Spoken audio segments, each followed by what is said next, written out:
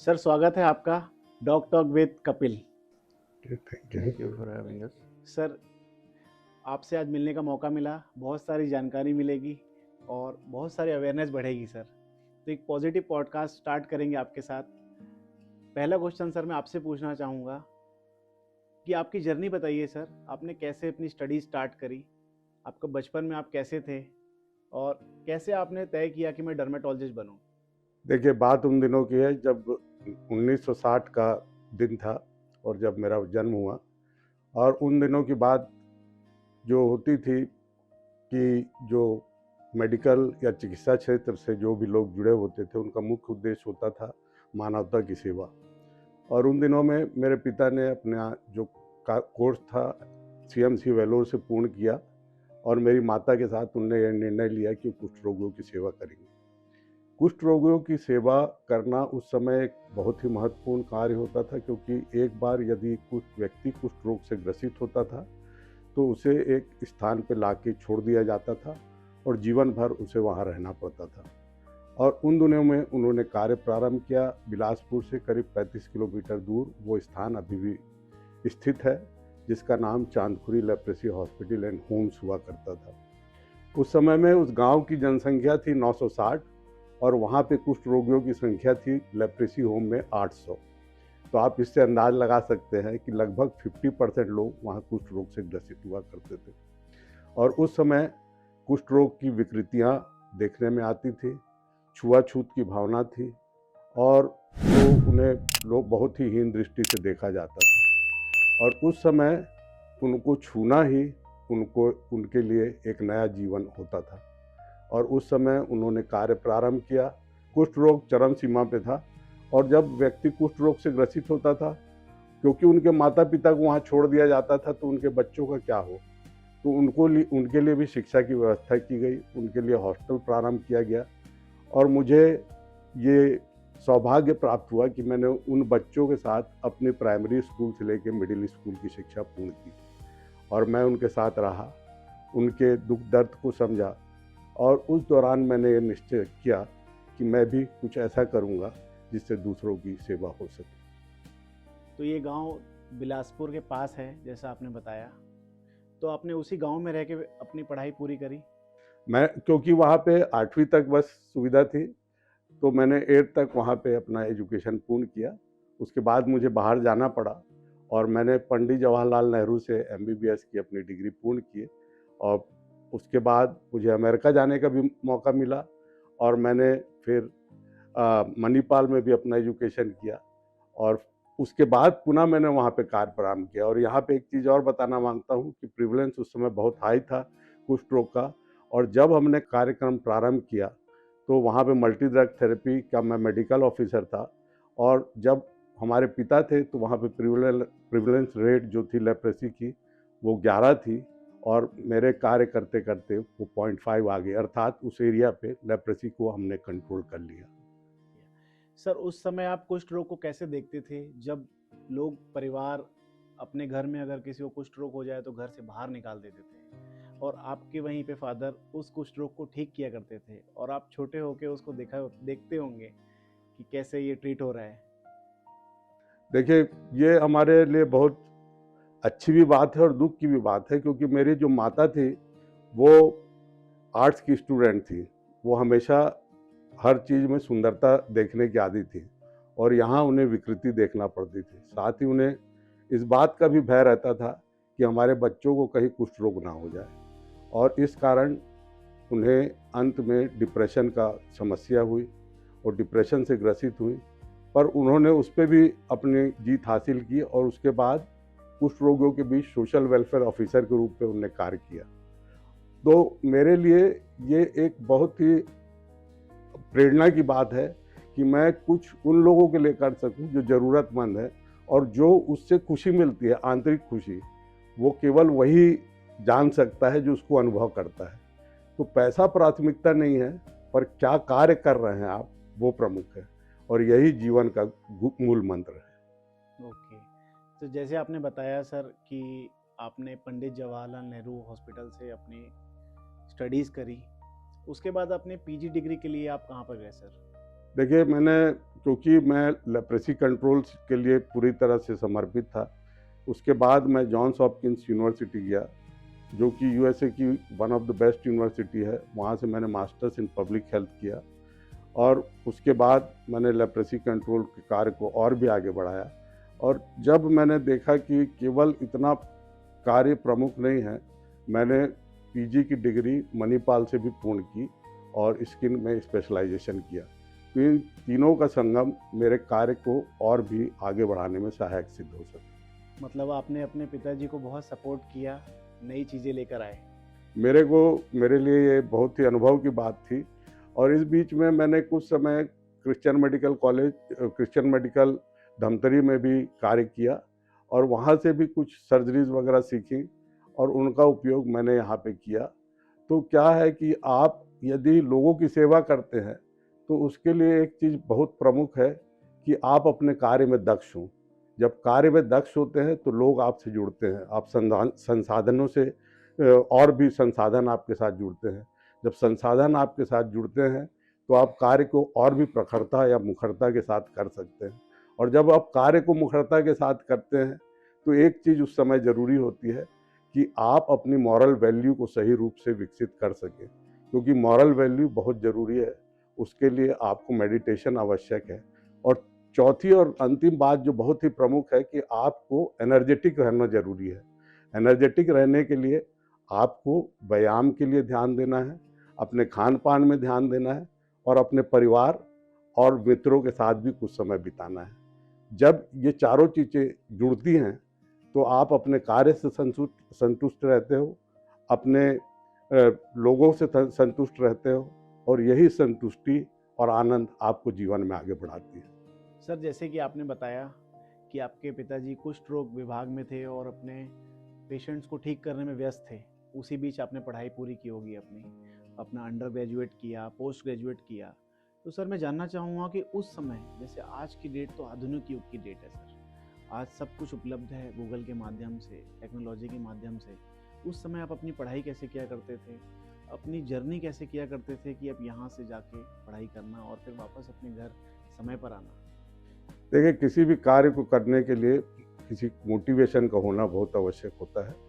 और जब मोटिवेशन की बात आती है तो मेरे लिए प्रेरणा स्रोत मेरे माता पिता ही थे, क्योंकि मेरे पिता ने अपना पूर्ण जीवन कुष्ठ रोगियों की सेवा में समर्पित किया और उसके कारण उनको पॉल हैरिसन अवार्ड भी प्राप्त हुआ, जो कि एक बहुत ही प्रेस्टिजियस अवार्ड है और वो क्रिश्चियन मेडिकल कॉलेज वेलोर से उन लोगों को दिया जाता है जो अपने पूर्ण जीवन रोगियों की सेवा में समर्पित करते हैं। इसके अलावा उन्हें उस समय, क्योंकि मध्य प्रदेश हुआ करता था, मध्य प्रदेश सरकार ने भी उन्हें लंबी सेवा प्रदत्त करने के लिए ये पुरस्कार दिया।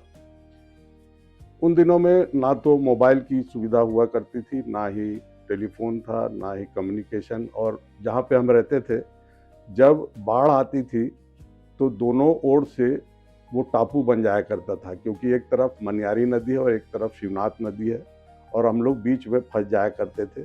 इलेक्ट्रिसिटी का यह हाल होता था कि महीनों इलेक्ट्रिसिटी गोल रहती थी और हमको अगर कहीं जाना है उन समय में तो नाव से पार होकर जाना पड़ता था, कभी भी नाव पलट सकती थी। तो इन परिस्थितियों में हम रहते थे। तो इसके लिए हमारे पास एक ही साधन था कि हम जहाँ भी जाते थे, कोई भी बुक्स जो अच्छी लगती थी उसको खरीदा करते थे, लाया करते थे, उसको पढ़ा करते थे, देखा करते थे कि पेशेंट के ट्रीटमेंट में इससे क्या फ़ायदा हो सकता है या पेशेंट को इससे क्या बेनिफिट हो सकता है। तो हमने एक छोटी सी लाइब्रेरी डेवलप कर ली थी ताकि हम उसको कंसल्ट कर सकें। और जहाँ भी हम जाते थे, हमारा ये ध्येय रहता था कि हम ज्ञान अर्जित करें और अपने रोगियों को जो सेवा है वो बेटर रूप में प्रोवाइड कर सकें। तो सर, आपने जब अपनी पढ़ाई कंप्लीट करी तो आपने क्या सोचा कि सबसे पहले जाके मैं क्लिनिक खोलूं कि वापस से अपने पिताजी की मदद करूं? देखिए, मैंने पहले बताया कि जब मैंने एकदम से पीजी नहीं की, मैं करीब 10 साल बाद पीजी करने गया, क्योंकि मैं उस समय उस कार्य में व्यस्त था। और जब कुष्ठ रोग वहाँ पे कंट्रोल हो गया तो मुझे एक ऐसा चैलेंज लगा कि मैं कुछ नया करूं। और आपको ये जान के हैरानी होगी कि जब मैं पीजी के लिए गया तो उस समय डैनियल जो मेरा बड़ा पुत्र था वो 2 साल का था और वो दादा दादी के साथ था। हमें वहाँ रहने की सुविधा, वहाँ पे मैरिड अकोमोडेशन नहीं था और मणिपाल में हम लोग अलग अलग हॉस्टल में रहा करते थे। और उसके बाद हमने ट्रेनिंग पूरी की और जब हम वहाँ से आने वाले थे तो हमारे पुत्र को एक्यूट लिम्फोब्लास्टिक ल्यूकीमिया हो गया और उसका भी सामना हमें करना पड़ा स्टूडेंट रहते हुए। और उसके बाद हमने जब अपना कार्य पूर्ण किया तो हमारे लिए एक चैलेंज था कि हम थोड़ी बड़ी जगह में रहें, क्योंकि बच्चे का ट्रीटमेंट भी होना है, समय पे उसको इलाज भी मिलना है। तो हमारे लिए यही संभव हो सका कि हम बिलासपुर में अपना कार्य प्रारंभ करें। इस कारण हमें बिलासपुर शिफ्ट होना पड़ा। तो यहीं से आपने अपने जीवन की शुरुआत करी? जी हाँ, हमने इसकी अपने जीवन की शुरुआत यहीं की। इसके पहले मैंने एक और हॉस्पिटल का प्रारंभ किया जो कि एमपी में है और वहाँ मैं कुछ दिन रहा। और उस समय डैनियल जो था 3 महीने का था और हमारे घर डकैती हुई और वो आर्म रॉबरी थी और उसके बाद हमें उस स्थान को छोड़ना पड़ा। सर, जैसे आपने बताया कि आपके घर में रॉबरी हुई और आपको अपना घर शिफ्ट करना पड़ा, तो क्या उस समय में आपके साथ आपके परिवार में कौन कौन था? आपके फादर भी थे कि आप थे? कौन थे? क्या आप वो बताना चाहेंगे? देखिए, यंग एज में ये सब की कामना रहती कि कुछ नया करें। मैंने एक जर्नी पूर्ण की थी और उसके बाद मैं चाहता था कि मैं कुछ नया करूं और वो चीज़ों को इम्प्लीमेंट कर सकूं जो मैंने अपने पेरेंट्स से सीखा है। इसी उत्साह के साथ और क्योंकि मैंने अपने masters in public health Johns Hopkins से ग्रहण कर ली थी, मेरा प्रयास था कि मैं एक नए अस्पताल का प्रारंभ करूं और वहां से लोगों की सेवा हो सके। और इसी तारतम्य में मुझे दमोह बुलाया गया और मैंने दमोह में अपना कार्य प्रारंभ किया और एक नए हॉस्पिटल का प्रारंभ किया। पर उस समय हमारा जो बड़ा पुत्र था डैनियल, उसकी आयु 3 महीने की थी और 8 बजे अचानक से कोई दरवाज़ा खटखटाता है और 4 लोग हमारे घर में घुसते हैं और मेरे गले में रिवॉल्वर अड़ाते हैं। बच्चे की गले में चाकू रखते हैं और जितना हमारा सामान था वो सब लेके 20 मिनट के अंदर वहाँ से चले जाते हैं। ये घटना बहुत ही दुखद थी और डरावनी थी।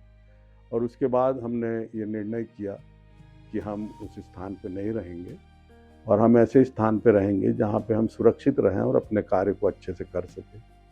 और उसके बाद हमने यहाँ अपना कार्य प्रारंभ किया।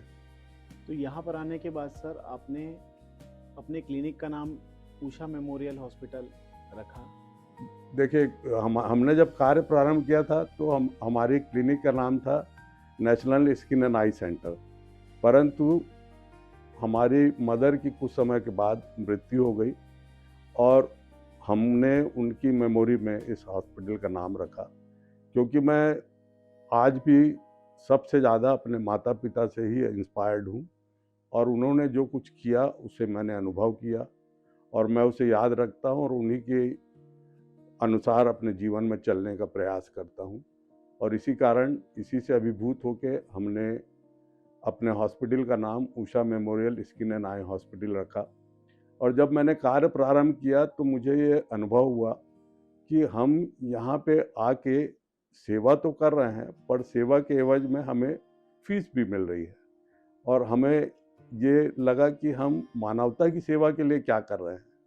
और इसके लिए हमने एक स्कूल का प्रारंभ किया और उस स्कूल का प्रारंभ करने के पूर्व मेरे पिता की डेथ हो गई और उस स्कूल का नाम हमने डॉक्टर डगलस मेमोरियल स्कूल रखा जो गनियारी में स्थित है। और साथ ही वहाँ पे एक छात्रावास का भी प्रारंभ किया कि गरीब बच्चों को हम शिक्षा दे सकें।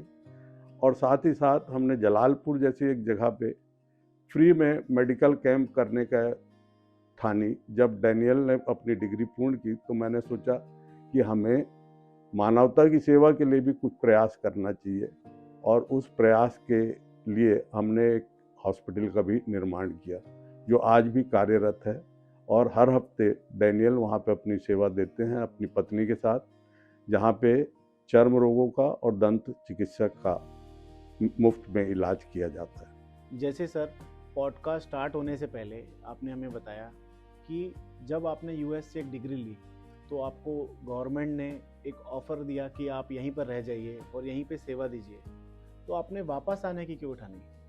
देखिए, मैंने ये निर्णय लिया था कि मैं जहाँ भी रहूँगा, क्योंकि मैं अपने माता पिता का अकेला पुत्र हूँ, मेरी 3 बहनें हैं और मैं उनके कार्य से और जीवन से इतना अधिक प्रभावित था कि मेरे जीवन में ये इच्छा थी कि मेरे को कंफर्ट इम्पोर्टेंट नहीं है, पर मैं अपने जीवन का उपयोग कैसे करता हूँ ये मेरे लिए ज़रूरी है।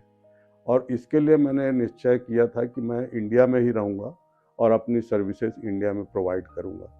इस कारण कई लोग मुझसे बोलते हैं कि अरे तुम वहाँ रुक क्यों नहीं गए? मेरे लिए कंफर्ट या हर प्रकार की सुख सुविधाएं जरूरी नहीं है। जरूरी है कि मेरी आंतरिक जो इच्छा है वो पूर्ण हो सके और मैं शांतिपूर्ण संतुष्टि के साथ जीवन यापन कर सकूं। और इसके लिए मैंने निर्णय लिया कि मैं मानवता की सेवा में ही अपना जीवन अर्पित करूंगा। तो डॉक्टर डैनियल हेनरी सर, आपका स्वागत है जी। और अच्छा लग रहा है आप दोनों को देख के, doctor Daniel Henry, doctor Dennis Henry, और आप दोनों डर्मेटोलॉजी में एक स्तंभ बन रहे हैं। और जैसे कि डॉक्टर डेविड हेनरी सर ने अपने पिताजी की लेगेसी को आगे लेके गए, अब आप लोग भी उसको आगे लेके जा रहे हैं। लेकिन इस आधुनिक युग में आप क्या देखते हैं कि कैसे आप अपने फादर की लेगेसी को आगे लेके जाएंगे? तो जो अभी हम लोग देख रहे हैं और जो मैंने अपने पिताजी से सीखा और जो उनका मैंने कार्य देखा, तो आज भी हम उस चीज़ को देख रहे हैं, लेकिन हम देखते हैं कि बीमारियां थोड़ी अलग हो गई हैं। कुष्ठ रोग, जो लेप्रेसी जिसको हम बोलते हैं, हैंसन्स डिजीज़ भी बोलते हैं, अभी उसके पेशेंट्स कम हो गए हैं। आज भी छत्तीसगढ़ में हैंसन और कुष्ठ रोग के पेशेंट हैं और हमारा जो अस्पताल है आज भी कुष्ठ रोगों की सेवा करता है। पर अब जो है उसमें जो उसका जो प्रेवलेंस था वो अब कम हो गया है छत्तीसगढ़ में भी, और अब उतने ख़राब केस नहीं आते हैं। तो आज भी हम लोग हैंसन्स देखते हैं। लेकिन अभी क्या हो रहा है कि कुछ नए नए प्रकार की बीमारियां आ रही है, जैसे कि अभी फंगल इन्फेक्शन जो है जिसको हम दाद बोलते हैं, उसका प्रेवलेंस बढ़ रहा है। लोग आजकल जो है कॉस्मेटिक के तरफ ज़्यादा जा रहे हैं। अभी रिसेंटली हमने जेल में कैंप किया और जेल में हम यही सोचते हैं कि ओवर पॉपुलेशन के कारण से दांत खुजली, स्केबीज ऐसे पेशेंट्स ज़्यादा होंगे। पर यहाँ हमने एक नई चीज़ देखी कि यहाँ पेशेंट्स को, इवन जो मेल पेशेंट थे, उनको चेहरों में झाई की तकलीफ थी, उनको बाल की तकलीफ थी और वहाँ पे खुजली की जो समस्या थी वो कम थी।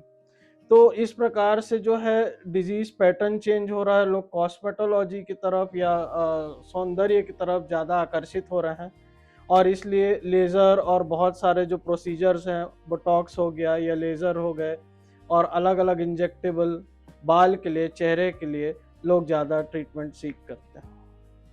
तो सर आप बताइए कि आप कॉस्मेटोलॉजी को कैसे देखते हैं? देखिए क्या है, एक आपका जो लास्ट क्वेश्चन था उसका आंसर भी इसके साथ ही मैं मिला के देता हूँ। चीज़ें जो अभी के समय थोड़ी सी ज़्यादा हो रही हैं जो पहले नहीं थी। एक तो ये है कि नॉलेज बहुत आसानी से मिल जा रहा है। अब आपको कुछ नहीं करना है, गूगल खोलना है, आप चैट जीपीटी में डालेंगे, आपको सब चीज़ मिल जाएगी। पर ये समय में दो सबसे बड़े चैलेंजेस मैं देखता हूँ जो नए डर्मेटोलॉजिस्ट को मिलने को आ सकते हैं। पहला तो यह है कि एक सेल्फिश एटीट्यूड चालू हो जा रहा है जो शायद डर्मेटोलॉजी में रह के या डॉक्टर या मेडिसिन फील्ड में रह के नहीं होना चाहिए। बार बार आपको खुद को याद दिलाना पड़ता है कि आप डॉक्टर क्यों बने। तो यहाँ पे एस्थेटिक जो है कई जगह इतना ज़्यादा पॉपुलर हो गया है सिर्फ इसलिए क्योंकि एक कुछ मार्जिन है या कुछ अर्निंग है। उससे प्रॉब्लम ये हो रही है कि लेप्रेसी का पेशेंट आज क्लिनिक खोजता है कि मैं जाऊँ कहाँ। बहुत सारे ऐसे पेशेंट हैं, सोरियासिस का पेशेंट है, क्लिनिक खोजता है कि मैं जाऊँ कहाँ।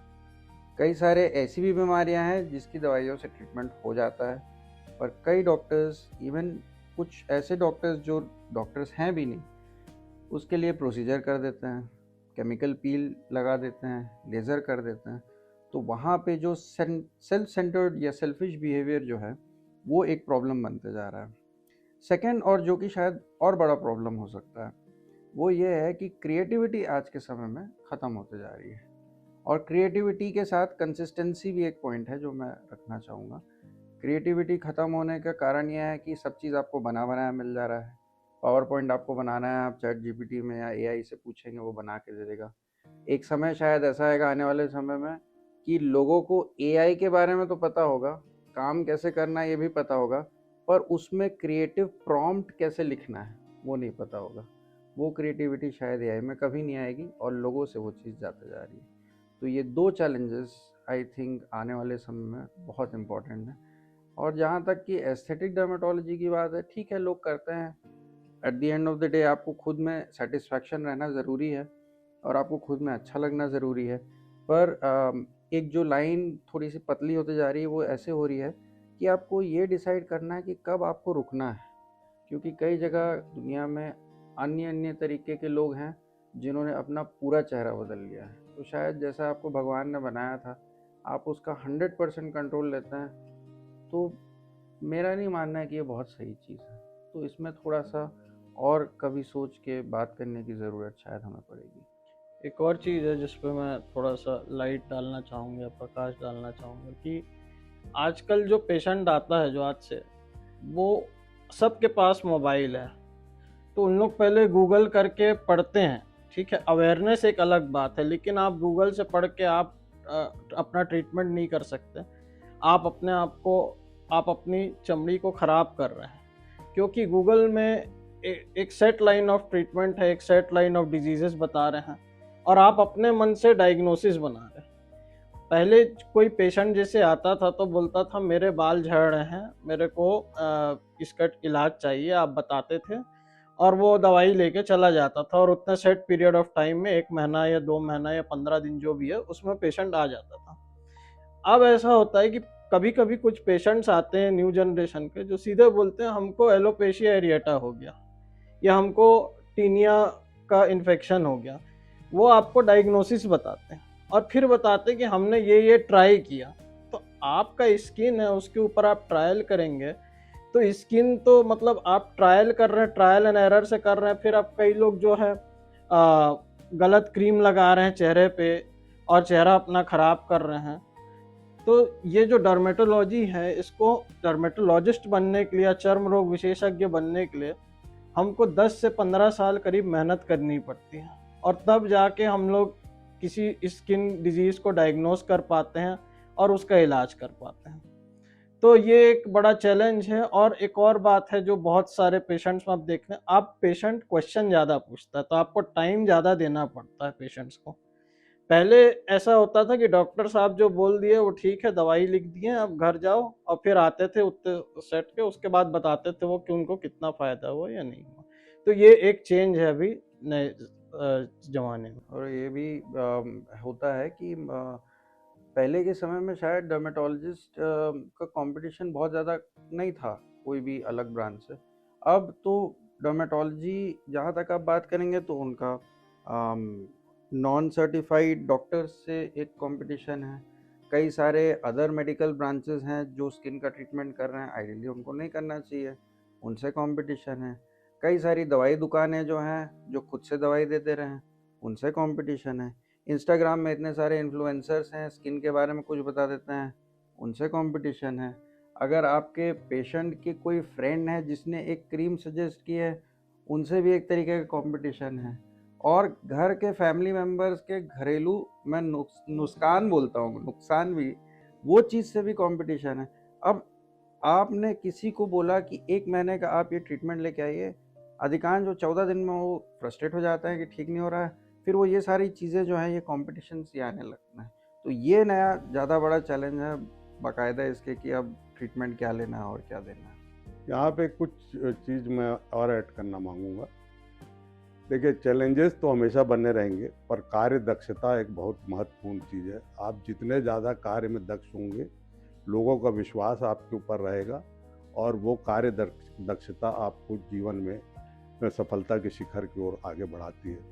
दूसरी जो महत्वपूर्ण बात है कि यहाँ लोग ये समझ नहीं पा रहे हैं कि हमें नीड और डिमांड के बीच एक बैलेंस बनाना है। जैसे विटिलिगो का पेशेंट है, सोशल स्टिग्मा के कारण उसकी मैरिज नहीं हो पा रही है, तो वहाँ आप विटिलिगो सर्जरी कीजिए, पेम्फिगस का पेशेंट दर्द से भरा हुआ है क्योंकि उसको बड़े बड़े ब्लिस्टर हो रहे हैं, उसका आप इलाज कीजिए।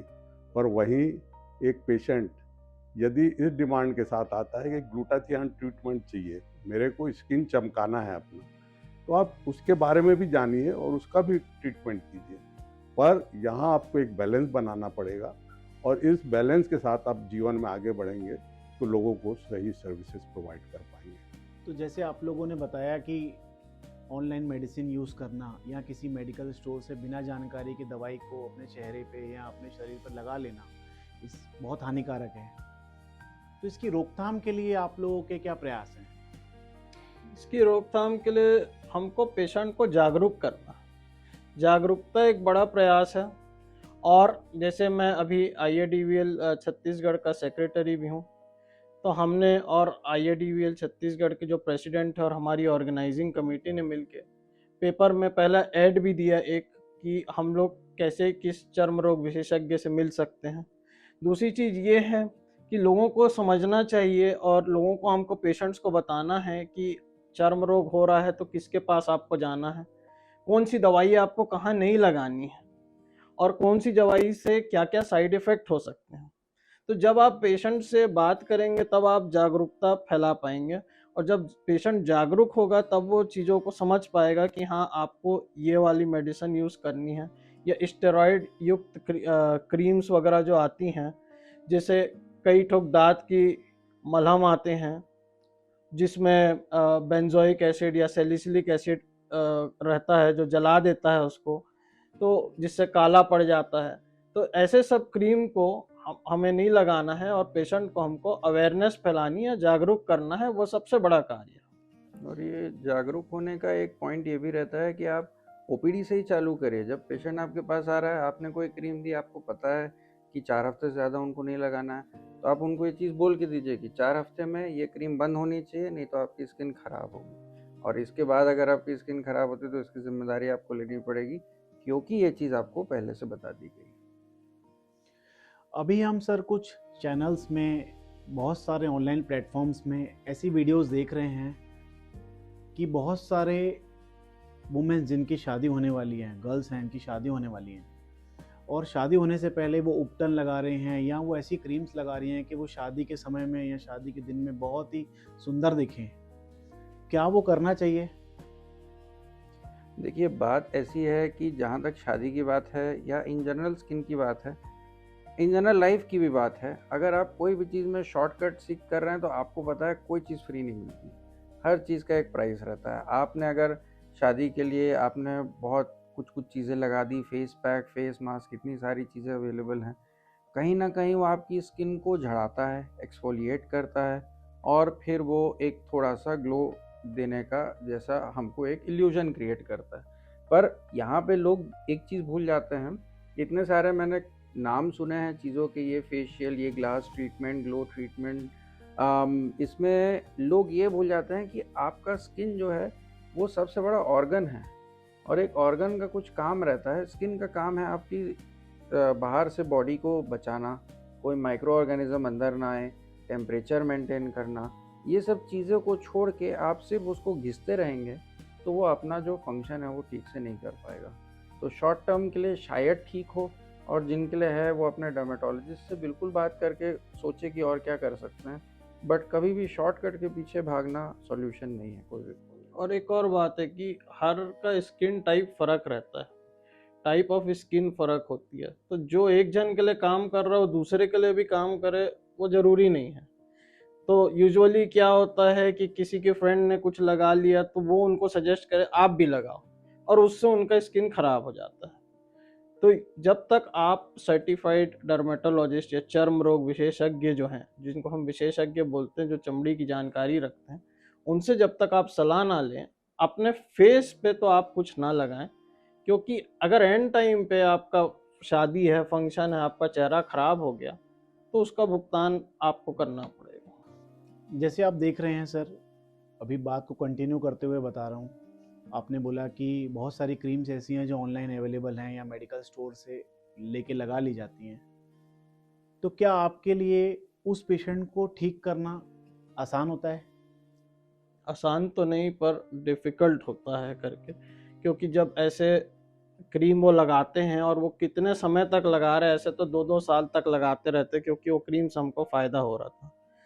और उसके कारण से जो नुकसान होता है, जो उनकी त्वचा खराब होती है, और जितना जल्दी पेशेंट रिजल्ट चाहता है वो दे पाना संभव नहीं होता, क्योंकि दवाई का एक मैकेनिज्म ऑफ एक्शन होता है, एक कार्य प्रणाली होती है जिसके चलते दवाई अपने स्पीड लिमिट से, अपने टाइम से काम करती है। तो उसको ट्रीट कर पाना काफ़ी मुश्किल होता है, और ऐसे कई केस हमने ट्रीट किए हैं, पर उसमें बहुत समय भी लगा और बहुत मुश्किल से हम उनको वो रिज़ल्ट दे पाए। और एक फ़नी बात यह है कि वो जो क्रीम लगा के अपनी स्किन ख़राब करते हैं ना, वो आपको 150-200 रुपये में मिल जाती है, पर जो ठीक करने वाली क्रीम रहती है और जो उसका कोर्स चलता है, आपको बहुत ज़्यादा खर्चा करना पड़ता है, 10 गुना ज़्यादा। तो उसके बाद भी ये गारंटी नहीं है कि आपकी स्किन पहले जैसी जिस टाइम में आप चाह रहे हैं उस टाइम फ्रेम में आपका डॉक्टर दे पाए। तो ये एक बहुत बड़ा चैलेंज होता है जब पेशेंट आता है हम लोग के लिए खासकर। देखिए, स्किन जो खराब करके आते हैं उनको मैं हमेशा बोलता हूँ, आपकी स्थिति एक शराबी के समान है। आप इसके एडिक्ट हो गए हो, अब उसको एकदम से नहीं छोड़ सकते आप, अब धीमे धीमे कर छोड़ना पड़ेगा, क्योंकि अगर शराबी एकदम शराब छोड़ देता है तो उसकी तबीयत बिगड़ जाती है। उसी प्रकार यदि एकदम से वो उसको छोड़ देगा तो उसकी स्किन फिर से खराब दिखने लगती है, जिसके लिए वो इतने दिनों से प्रयासरत है। तो उसके लिए हमको उनको पहले ठीक से एजुकेट करना चाहिए, और धीमे धीमे प्रयास से निश्चित ही उनको फ़ायदा होता है। और एक बार हमारा यदि उनके साथ इंटरेक्शन सही हो और ट्रस्ट डेवलप हो तो उनको निश्चित रूप से फ़ायदा होता है। एक टर्म है स्टेरॉइड डिपेंडेंट स्किन फेशिस।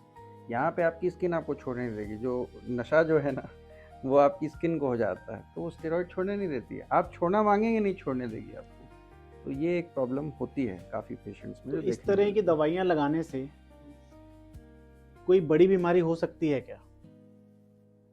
ग्रेजुअली हो सकती है, अगर आप बहुत लॉन्ग टर्म तक लगाएं, या तो फिर आपको जो है उसका दिक्कत का सामना करना पड़ सकता है, क्योंकि ग्रेजुअली जो है आपकी स्किन एट्रोफी हो रही है, चमड़ी आपकी पतली होते जा रही है, तो धूप का प्रभाव आपको ज़्यादा पड़ रहा है।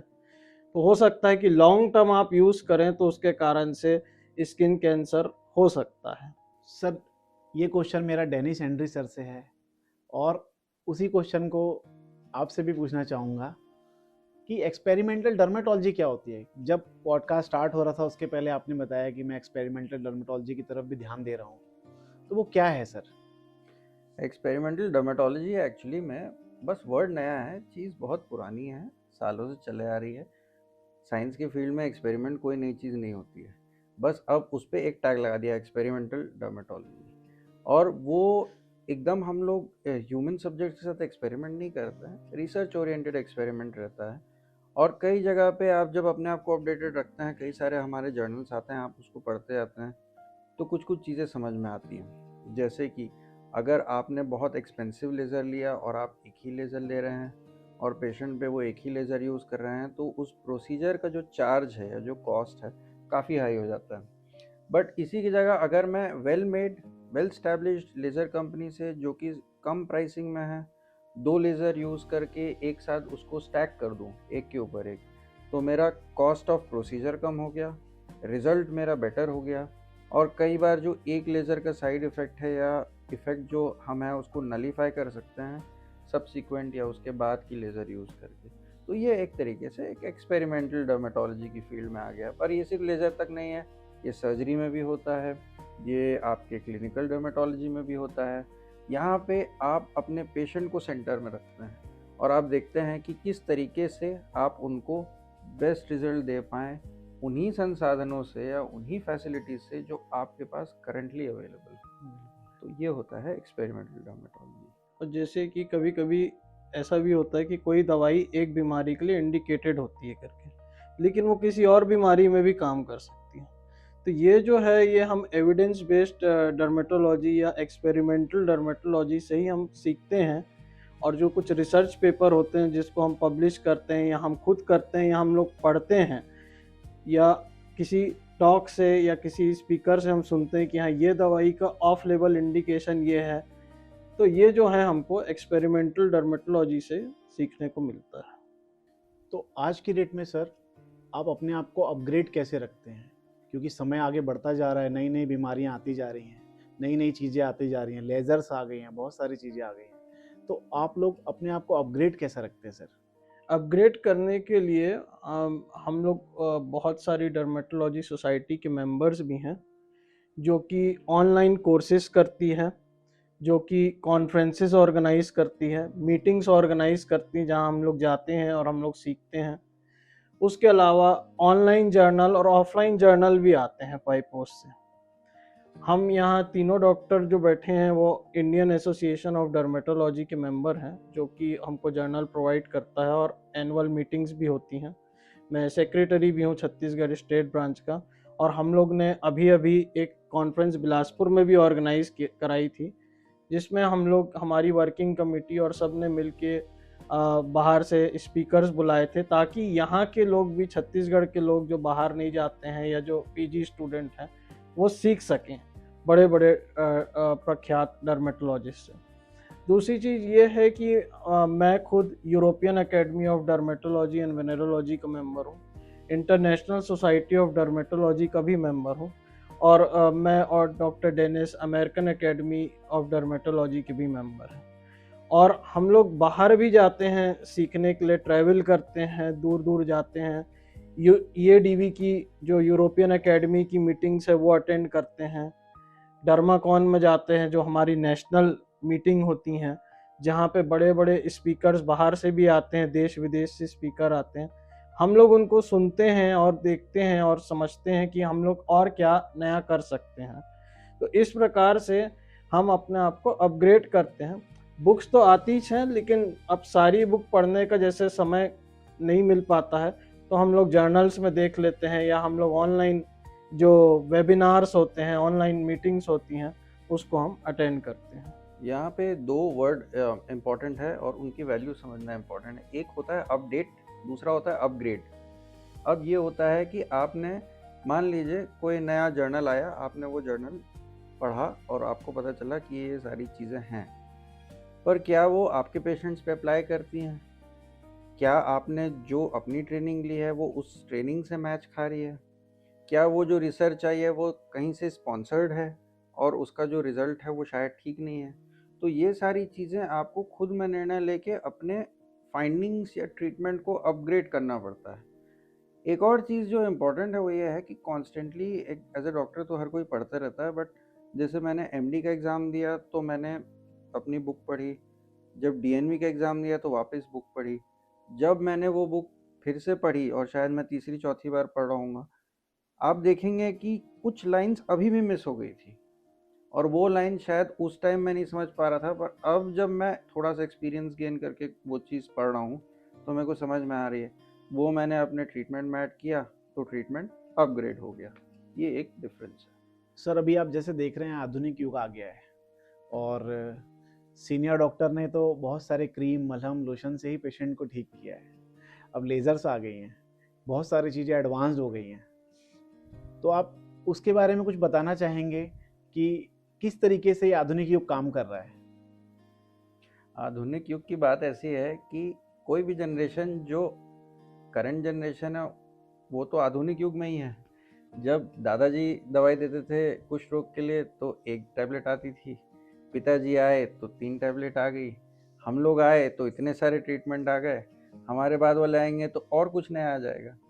तो बात यहाँ पे ये रहती है कि वो तो ट्रीटमेंट तो नए नए आते रहते हैं, और कोई भी चीज़ जो है उसमें आपका अपडेट तो चलता रहता है।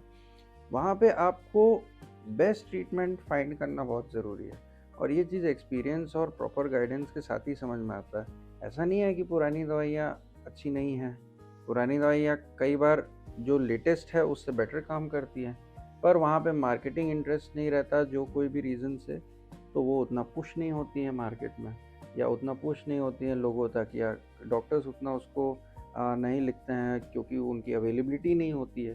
तो ये सारी एक चैलेंज या एक प्रॉब्लम रहता है जो कांस्टेंट रहता है। और ट्रीटमेंट नए आने से, फॉर एग्जांपल अगर लेज़र का ट्रीटमेंट है तो हम लोग 3rd टायर सिटी में हैं।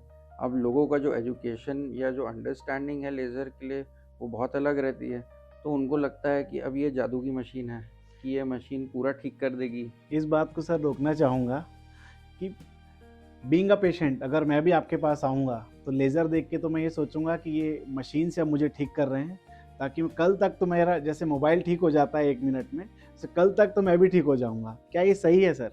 तो कई बार मैं पेशेंट को बोलता हूँ कि मुझे भी आधे घंटे में ऋतिक रोशन बनने की तमन्ना है, पर मैं नहीं बन पा रहा हूँ। कारण ये है कि वो जादू नहीं करता है, वो आपको आपकी स्किन में जो हीलिंग टाइम है वो उतना ही रहेगा। लेज़र सिर्फ तरीका बदलता है, बॉडी अपने ही वे में चीज़ों को प्रोसेस करती है, आप बहुत ज़्यादा उसको छेड़ नहीं सकते। मतलब इसमें समय लगता है ठीक होने में? हाँ, जैसे मैंने आपको पहले कहा कि हर चीज़ का एक कॉस्ट होता है।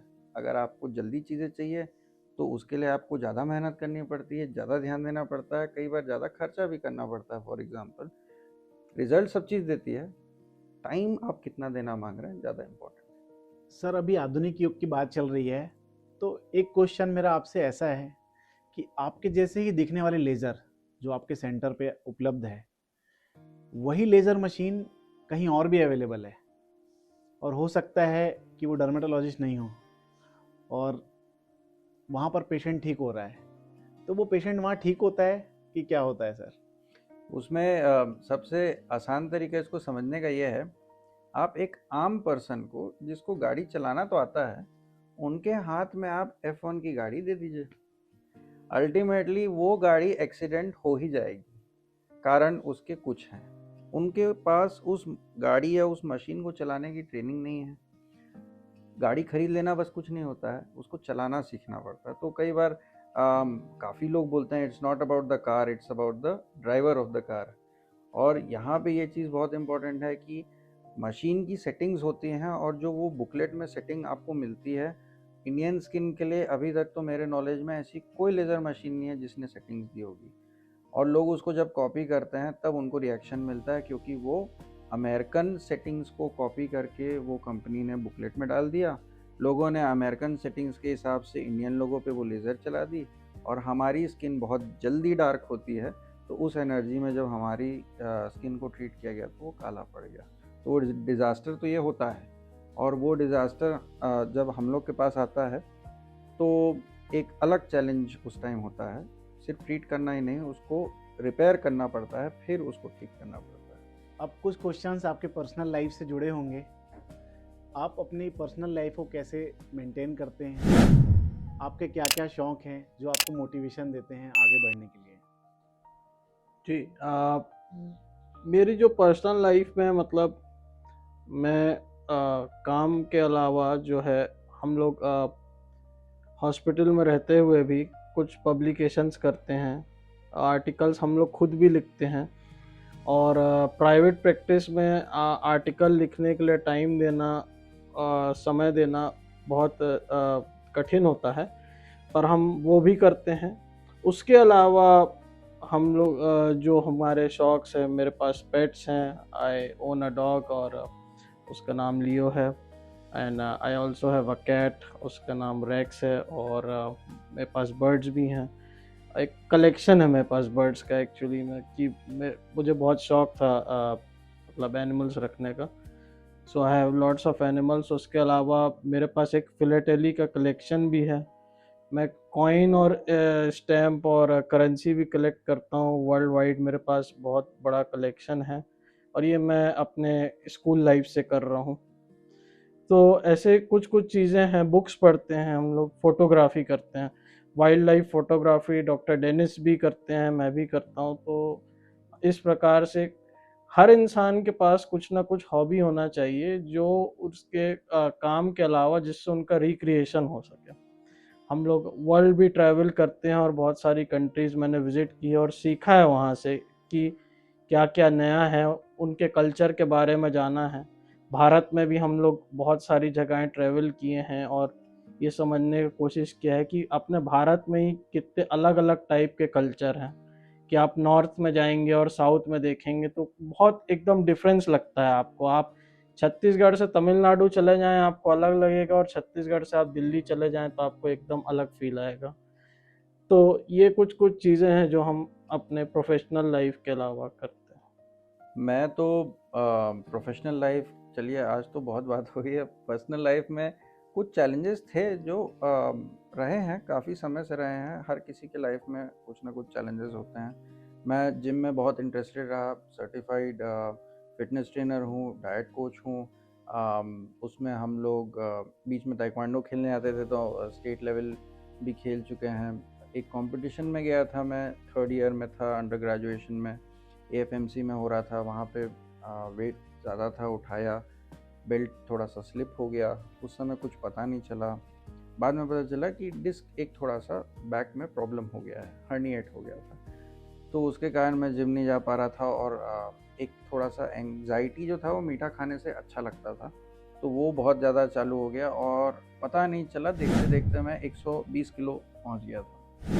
एक चैलेंज है वो, क्योंकि आप लाइफ लॉन्ग आप फिटनेस में रहे और अचानक से ये चेंज हो गया कि आप अब अपना मोजा भी ठीक से नहीं पहन पा रहे हैं। और फ़नी चीज़ ये है कि मैं जब कई लोगों को बोलता हूँ कि मैं उस वेट में था, तो कोई मानता नहीं है। तो मैं लाइफ लॉन्ग फिटनेस में रहा, तो लोगों को उतना समझ में नहीं आता है, पर फिर मैं उनको फ़ोटो दिखाता हूँ कि ये देखो, मैं जो बात बोल रहा हूँ वो इस तरीके से है। तो फिटनेस हमेशा एक सेंटर रहा जो कि हर किसी को करना चाहिए, चाहे आप कोई भी प्रोफेशन में रहें। दूसरी चीज़ ये है कि अगर आपके पास हेल्थ है तो आपके पास सब कुछ है, नहीं तो आपने सब अचीव कर लिया पर आपके पास कुछ नहीं रहेगा। और एक चीज़ और ये है कि मैं म्यूज़िक में बहुत इंटरेस्टेड हूँ। हम लोग ने हाल ही में छत्तीसगढ़ क्यूटीकॉन का भी थीम सॉन्ग निकाला है। स्पॉटिफाई पे भी मैं अवेलेबल हूँ, और रफली अबाउट मैं 7 इंस्ट्रूमेंट प्ले कर लेता हूँ, गाने लिखता हूँ, शायरी लिखता हूँ, और ये सब चीज़ में काफ़ी बिजी भी रहता हूँ। तो ये इंटरेस्टिंग है। जैसे डॉक्टर की लाइफ बाहर से ऐसी दिखती है कि वो 10 घंटे 12 घंटे अपने काम को सर्विस देने में लगे रहते हैं, उसको निकाल के भी आप अगर अपने आप को समय दे रहे हैं, ये हमारे लिए भी इंटरेस्टिंग है।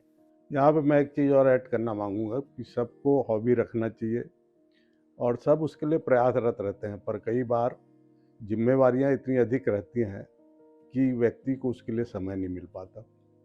जब मैंने यहाँ पे कार्य प्रारंभ किया था, तो मेरी केवल एक हॉबी थी कि मैं फ़िशिंग बहुत एंजॉय करता था, पर मेरे को कभी उसका मौका नहीं मिल पाया, क्योंकि काम में मैं इतना अधिक व्यस्त हो गया और जिम्मेवारियाँ इतनी अधिक थी कि वो कार्य पूर्ण नहीं हो पाया।